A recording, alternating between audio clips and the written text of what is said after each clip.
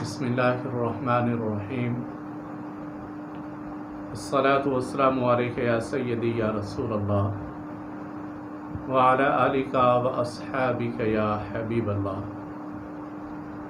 محترم سامعین اکرام، سلسلہ وار گفتگو سورہ بقرہ کے فضائل اس کے بارے میں ہے۔ قرآن کریم کی سورہ بقرہ جب سرکار دو عالم صلی اللہ تعالیٰ علیہ وآلہ وسلم مدینہ طیبہ کے اندر پہنچے تو سب سے پہلے جو سورہ نازل ہوئی سورہ بقرہ ہے، اور قرآن کریم کی سب سے زیادہ لمبی سب سے بڑی سورت وہ بھی سورہ بقرہ ہے۔ یہ دوسری چیز آ جاتی ہے۔ اور تیسرے مرحلے کے اندر قرآن کریم کی سب سے بڑی جو آیت مبارکہ ہے، سب سے بڑی آیت وہ بھی سورہ بقرہ کے اندر ہے۔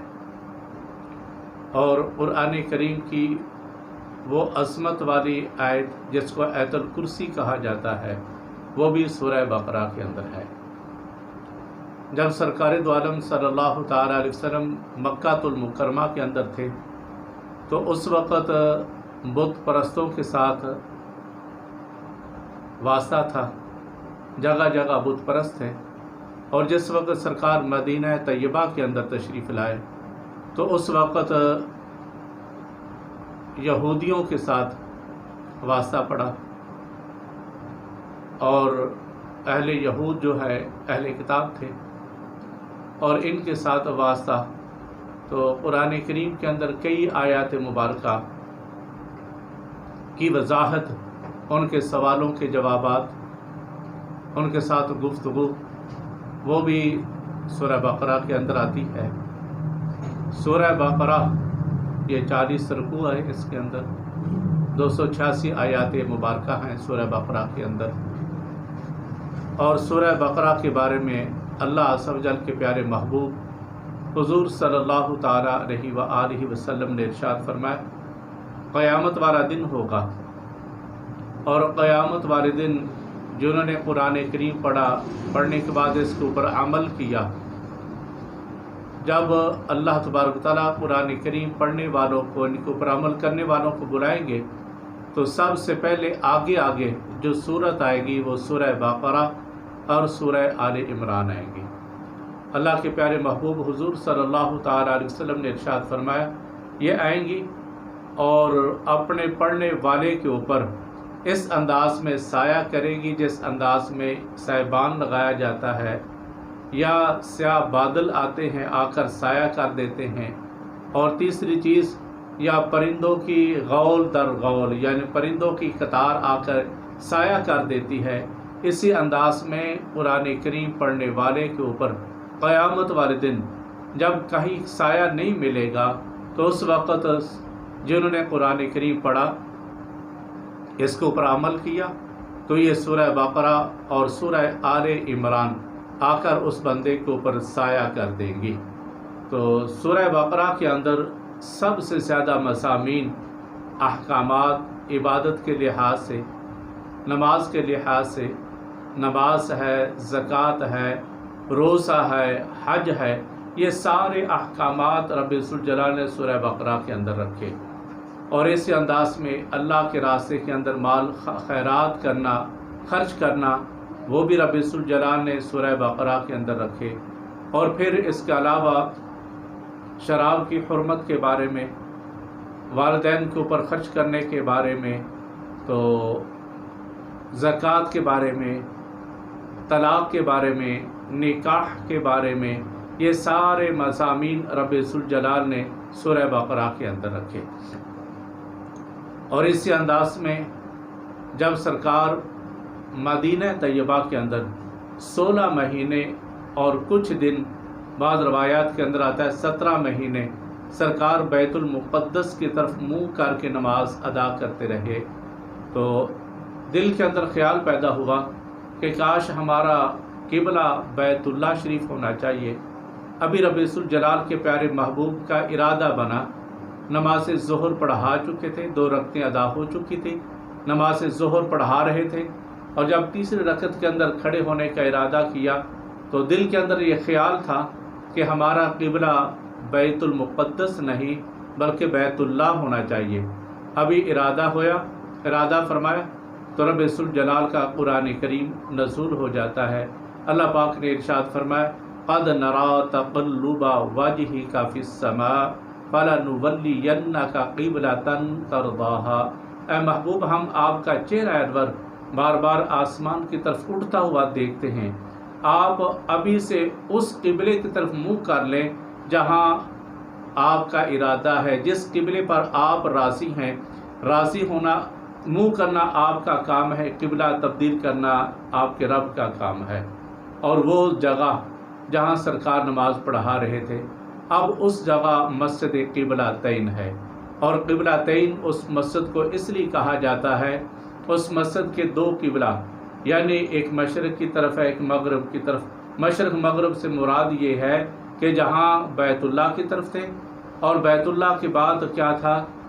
پہلے بیت المقدس کی طرف، پھر بیت اللہ کی طرف۔ یہ رب ذوالجلال نے حکم فرما دیا تھا کہ آپ ابھی سے اپنا چہرہ انور اس قبلے کی طرف کر لیں جس قبلے کی طرف آپ راضی ہیں۔ تو الحمدللہ اس بندہ ناچیز کو رب ذوالجلال نے 2 مرتبہ سفر عمرہ کی اللہ پاک نے سعادت حاصل کی، اور 2 مرتبہ اس مسجد کے اندر جس کو مسجد قبلتین کہا جاتا ہے وہاں کی زیارت بھی کروائی، وہاں نوافل ادا کرنے کی بھی رب ذوالجلال نے سعادت نصیب فرمائی۔ تو سورہ بقرہ کے اندر سب سے زیادہ مضامین قرض کے بارے میں، قرض دینے کے بارے میں، قرض کے اوپر گواہ لکھنے کے بارے میں، یہ ساری جو آیات مبارکہ ہیں عبادت و ریاضت کے لحاظ سے، معیشت کے لحاظ سے رب ذوالجلال نے سارے واقعات، سارے جو احکامات ہیں وہ رب ذوالجلال نے سورہ بقرہ کے اندر رکھے۔ اور سورہ بقرہ کے بارے میں اللہ عز و جل کے پیارے محبوب نے ارشاد فرمایا کہ سورہ بقرہ جو کہ قرآن کریم کی سب سے طویل سورہ مبارکہ ہے، جس کے 40 رکوع ہیں اور 286 آیات مبارکہ ہیں سورہ بقرہ کی۔ تو اللہ عز و جل کے پیارے محبوب حضور صلی اللہ تعالیٰ علیہ وسلم نے ارشاد فرمایا ہر چیز کا ایک کوہان ہوتا ہے، اور اس قرآن کریم کا کوہان کیا؟ سورہ بقرہ ہے۔ جیسے اونٹ کوہان سے سجتا ہے، اسی انداز میں رب ذوالجلال نے قرآن کریم کو کے اندر سورہ بقرہ رکھ دی، فرمایا ہر چیز کا ایک کوہان ہے، اور قرآن کریم کا کوہان کیا ہے؟ سورہ بقرہ۔ اور سورہ بقرہ کا معنی کے لحاظ سے اس کے اندر گائے کا تذکرہ ہے، جو کہ بنی اسرائیل کا ایک نیک عابد و زاہد آدمی تھا، اور وہ نیک عابد و زاہد آدمی اپنے بیٹے کے لیے ایک گائے چھوڑ کے گیا تھا تاکہ میری وفات کے بعد میرا بیٹا اپنی زندگی اچھی گزار لے۔ تو رب ذوالجلال نے اس گائے کا تذکرہ سورہ بقرہ کے اس سورت کے اندر رکھا، اور انہی کی مناسبت سے اس سورت کا نام بھی ہے سورہ بقرہ، یعنی وہ سورہ مبارکہ جس کے اندر گائے کا تذکرہ ہے۔ یہ بقرہ عربی زبان کے اندر گائے کو کہا جاتا ہے۔ تو مطلب یہ کہ قرآن کریم کی وہ سورہ مبارکہ جس کے اندر گائے کا تذکرہ ہے۔ تو رب ذوالجلال نے اس اللہ کے برگزیدہ نیک بندے کے بیٹے کے لیے، اس کی اپنی اہلیہ کے لیے جو گائے چھوڑ کے گئے تھے، موسیٰ علیہ السلام کے دور کے اندر اس گائے کی قیمت بہت زیادہ پڑی، حتیٰ کہ سونے چاندی کے ساتھ وزن کر کے تول کے اس گائے کی قیمت پڑتی ہے۔ یہ واقعہ بڑا لمبا ہے، قرآن کریم کے اندر جتنے بھی واقعات ہیں، کسی بھی واقعہ کو لے لیں وہ اپنے طوالت کے لحاظ سے بڑا لمبا ہوتا ہے واقعہ، مختصر میں اس کے اندر خاکہ پیش کرتا جا رہا ہوں۔ اور ایک مقام کے اندر اللہ عز و جل کے پیارے محبوب نے ارشاد فرمایا کہ اپنے گھروں کو قبرستان نہ بناؤ۔ یہ اللہ عز و جل کے پیارے محبوب کا ارشاد ہے، اپنے گھروں کو قبرستان نہ بناؤ، اپنے گھروں کے اندر سورہ بقرہ پڑھو، اور جس گھر کے اندر سورہ بقرہ پڑھی جائے گی وہاں سے شیطان بھاگ جائے گا۔ یعنی سورہ بقرہ کا اتنی تاثیر ہے کہ یہ تقریباً یوں سمجھے کہ 2.5 سپاروں کے اوپر مشتمل ہے۔ قرآن کریم کی سب سے زیادہ سورہ مبارکہ لمبی تقریباً 2.5 پاروں کے اوپر مشتمل ہے یہ سورہ بقرہ، اور تقریباً 2 رکوع کم سمجھ لیں سورہ بقرہ کے اندر۔ اور اللہ عز و جل کے پیارے محبوب نے ارشاد فرمایا جس گھر کے اندر سورہ بقرہ کی تلاوت کی جائے گی رب ذوالجلال کے اذن سے وہاں سے شیطان بھاگ جائے گا، یعنی شیطان جہاں اللہ کا ذکر آ جائے گا وہاں شیطان کا ٹھہرنے کا کیا کام ہے۔ اور جس گھر کے اندر جادو ٹونے کے اثرات ہوں، آج کل جادو کرنے والے بھی بہت زیادہ ہیں، کئی جگہ کے اوپر جادو کرنے والے بیٹھے ہیں جن کو اپنے آپ کا پتہ نہیں، وہ جادو لگا کے بیٹھ جاتے ہیں۔ اور جادو ٹونے کا توڑ سب سے پیارا جو کہ اللہ کے پیارے محبوب نے ارشاد فرمایا جس گھر کے اندر سورہ بقرہ تلاوت کی جائے گی وہاں سے شیطان بھاگ جائے گا، یعنی وہاں شیطان کا کام ہی کوئی نہیں۔ جہاں جس گھر کے اندر جادو ٹونا ہوا ہو، ہر روز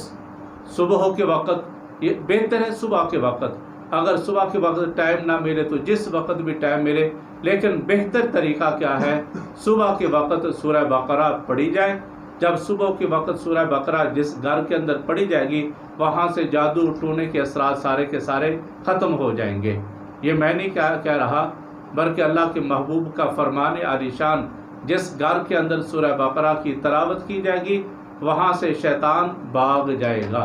تو کئی میں نے گھرانوں کو دیکھا اپنے گھروں کے اندر سورہ بقرہ کی تلاوت یا خود کرتے ہیں یا کسی سے کرواتے ہیں۔ جب میں زمانہ طالب علمی کے اندر تھا، قرآن کریم حفظ کر رہا تھا، تو اس وقت بھی مجھے ایک تجربہ ہے، ایک گھر والے ہمیں ہر روز نماز فجر کی اذان کے وقت بلایا کرتے تھے۔ اذان ہو جاتی ہم چل پڑتے اس گھر کے اندر، سب سے پہلے 11 لڑکے تھے، ہر لڑکا ایک مرتبہ سورہ بقرہ کی تلاوت کرتا، اس کے بعد وہ ہمیں کھانا وغیرہ دیتے، کھانا وغیرہ کھا کے ہم نے تقریباً میرا خیال ہے 21 دن یا 11 دن وہاں سے پڑھی، تو رب ذوالجلال کے حکم سے اس گھر کے اندر خوشحالیاں آنیاں شروع ہو گئیں۔ تو جس کو گھر کے اندر بھی کوئی ایسے اثرات ہوں، عام گھروں کے اندر یہ ایسے اثرات آتے ہیں، تو کوشش یہ کریں کہ ہر روز صبح کے وقت سورہ بقرہ کی تلاوت کریں۔ جب صبح کے وقت سورہ بقرہ کی تلاوت کریں گے اپنے گھر کے اندر پانی کے چھینٹے ماریں دم کر کے، یا ویسے آپ دم کر دیں پورے گھر کو، تو انشاءاللہ العزیز اللہ تبارک تعالیٰ کے فضل و کرم سے شیطان بھی بھاگ جائے گا، اور شیطانی علم جس کو جادو کہا جاتا ہے جس نے بھی کیا ہوگا وہ بھی اسی وقت فی النار ہو جائے گا، کافور ہو جائے گا، مٹی ہو جائے گا، وہ شیطانی اثرات جادو ٹونا سارے کے سارے ختم ہو جائیں گے۔ تو یہ تھی سورہ بقرہ کی تھوڑی سی اس کے اندر جو واقعات آتے ہیں تھوڑے سے وہ میں نے آپ کے سامنے بیان کیے۔ تو اللہ تبارک و تعالی ہم سب کو سورہ بقرہ یہ فقط دنیا کے لیے نہیں بلکہ آخرت کے لیے بھی ہے، جیسا کہ اللہ کے نبی نے فرمایا سورہ بقرہ اور سورہ آل عمران اپنے پڑھنے والے کے آگے آگے قیامت والے دن سائبان کی طرح، بادل کے سائے کی طرح یہ سایہ کریں گے، اور جب کہ اس وقت کہیں سے ہمیں سایہ نہیں ملے گا، سورہ سوا نیزے کے اوپر ہوگا، تو اس وقت بھی اگر ہمارے کام آئے گی تو یہی سورہ بقرہ آئے گی۔ دنیا کے اندر بھی ہمارے مشکلات جو دور ہوں گی وہ سورہ بقرہ سے ہوں گی۔ تو اللہ تبارک و تعالی ہم سب کو اپنے گھروں کو، جیسا کہ اللہ کے نبی نے فرمایا اپنے گھروں کو قبرستان نہ بناؤ، اپنے گھروں کے اندر قرآن پڑھو، اور ساتھ ہی فرمایا سورہ بقرہ کی تلاوت کرو تاکہ شیطان بھاگے۔ تو اللہ تبارک و تعالی ہم سب کو